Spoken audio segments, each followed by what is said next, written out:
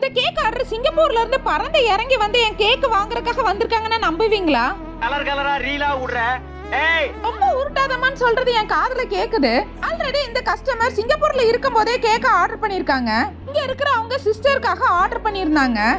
அந்த கேக் தாங்க இது. இப்போ அந்த கஸ்டமர் சென்னைக்கு வந்திருக்காங்களாம். அவங்க அப்பா ஒரு டாக்டரா, அவங்களுக்கு பர்த்டேங்கிறதுனால 1 kg ரசமலாய் கேக் என்கிட்ட ஆர்டர் பண்ணியிருந்தாங்க.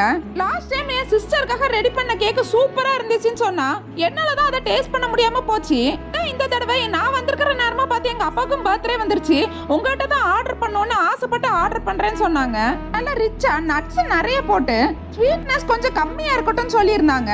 அவங்க கேட்டிருந்த கஸ்டமைசேஷன்ல கேக் எல்லாம் ரெடி பண்ணி ரசமலாயும் நட்ஸும் அள்ளி போட்டு கேக்க ரெடி பண்ணி எடுத்துக்கிட்டேன். கேக்குக்கு உள்ள வச்சிருந்த ரசமலை காணாதுன்னு கேக்குக்கு மேலே என்கிட்ட இருந்த எல்லா ரசமலையும் தூக்கி கேக்கு மேல டெக்கரேட் பண்ணி விட்டுட்டேன். கேக்க சாப்பிட்ட கஸ்டமர் அவ்வளவு சூப்பரா ரிவ்யூ அனுப்பியிருந்தாங்க.